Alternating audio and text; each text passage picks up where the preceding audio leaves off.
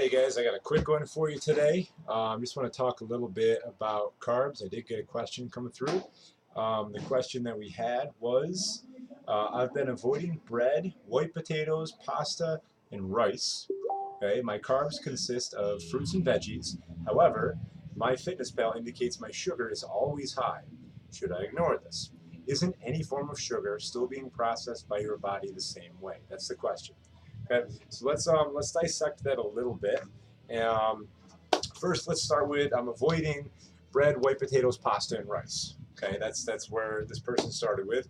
Um, Great. If those are triggers for you, there's nothing inherently wrong with a slice of bread or two here or there, a slice of toast here or there, as long as they're not like your super like 99-cent loaf. It's made with, check the label, right? So read these things. Made with a whole lot of high fructose corn syrup. Let me give you a little bit of history about carbohydrates in the United States. Um, so much of the products and carbs that you see out there here are going to be made out of corn. Okay, corn is a cash crop in the United States. It is easily grown in large quantities. Um, so these large farms, especially out in the Midwest, are creating lots and lots of corn because they can sell it super cheap to industry that can create lots and lots of product out of it in many different ways. All right, primarily the way that it's made is a high fructose corn syrup, which acts as a form of almost like a sugar at times. Okay. Uh, Michael Pollan has a great book. He's got a lot of great books, but at one point he discussed that a McDonald's meal was actually made out of mostly corn. They did like a spectrographometer or some sort of science that I don't know everything about. We'll leave it at that. But they basically concluded that not only was the soda, I know John just did a video about soda, was made of mostly high fructose corn syrup, but also they found out that all the beef had a high content because they were all fed corn. All the cows were. The bread was made out of high fructose corn syrup. The French fries were made out of that. They were fried in corn oil, vegetable oil, which is made out of a lot of corn. Okay, so as far as that goes, I'm kind of bring it back full circle into the fact that when you eat bread, it's not that bread inherently is bad. There's some really good, well-made bread out there, right? But bread in and of itself, like super cheap bread, it's got a lot of high fructose corn syrup. So just start to read some labels and be aware of those things, and kind of dissect what's on there, right? If it says it's got enriched whole wheat flour and a couple other little ingredients, it's probably okay in moderation. Okay. Some of the other things that this person brought up were pasta and rice. I'm not a huge fan of pasta. I feel like pasta is a pretty manufactured thing. But again, in moderation, sometimes if you really love pasta and need to have pasta once in a while, just have a little bit of it, right? But focus on having it with lots of veggies and probably a protein source as well. Okay, some of the other things that this person brought up were white potatoes. I'm not against white potatoes at all. I like white potatoes. I like sweet potatoes.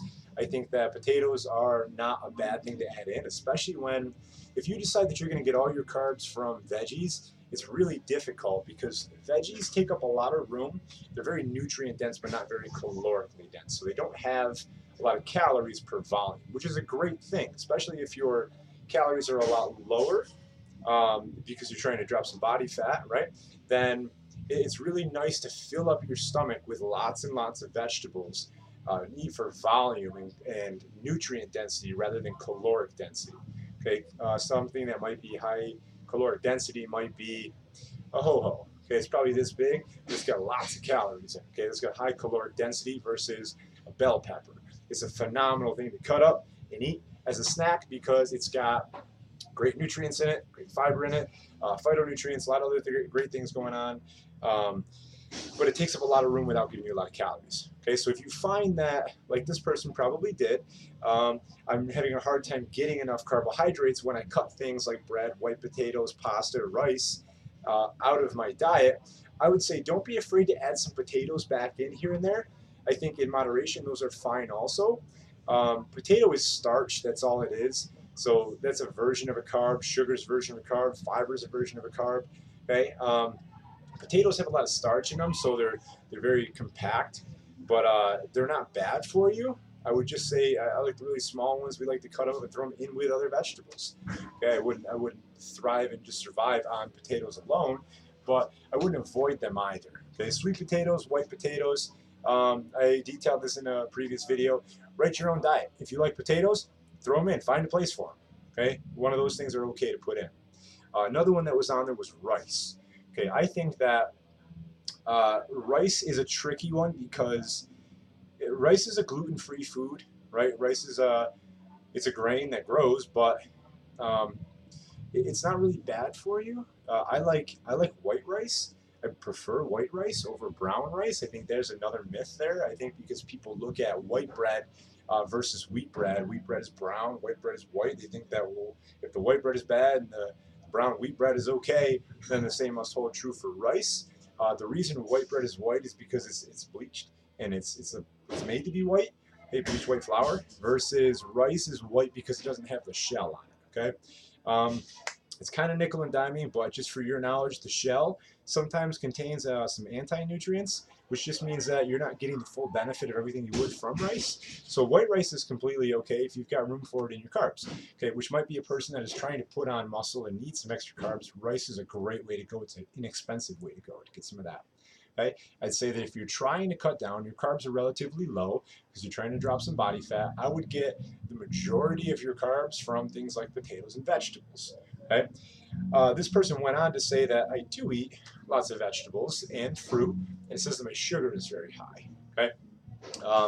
The next question tied into that was, aren't all forms of sugar processed the same in the body? That's not exactly true. There are simpler sugars and there are a little bit more complex sugars. Okay, so the sugar in a fruit is called fructose, and that's a two-part sugar. Okay, there's actually something called lactose in milk, and that's a sugar also. So if you see sugar content in something like a Greek yogurt, like, man, that's got a lot of sugar. There's this big whole thing probably 6 months ago where people were talking about Chobani yogurt, fruit on the bottom, Chobani yogurt being super bad for you because all the sugar that's in it. Well, it has lactose and it's got fructose because it's got some blueberries in it and it's got some milk in it. Okay, so there is sugar in it, but your body has a little bit harder time breaking that down. And incidentally, for your information, that's where that lactose, people are lactose intolerant. It's because they lack an enzyme called lactase, which actually breaks that multi-part sugar down and makes it digestible. And if they can't do that, that's why they have an issue with lactose. In case anybody asks you if you're on Jeopardy, why are people lactose intolerant? They lack the enzyme lactase. You can call me too, phone a friend. You might email me though. Okay, that's an option. Okay, what else do we have here? So yeah, so if you eat a ton of fruit, your sugar is going to be high. Absolutely. I'm not saying go ahead and kill the fruit all day long. Obviously, if you're having like a big old fruit salad for lunch, it's probably a little bit excessive on the fruit. I would get the majority of your carbs from veggies. Throwing some potatoes in there is fine. I would keep the fruit to a minimum. I take in relatively moderate levels of carbs. I'm not super high carb. I'm not super low carb. But I'll probably eat 2 pieces of fruit a day, and that's about it. And that's where all my sugar comes from. Okay. I hope that helps. That's on the topic of carbohydrates. Other questions on here. Is eating a serving of brown rice or quinoa a good form of a carb? Sure, if it fits in. Okay. Those are great carbohydrate sources. Quinoa is, I think, a phenomenal way to get some extra carbs in. It's got a little touch of protein in there too. Quinoa is a little bit higher protein than something like potato, but plant-based proteins.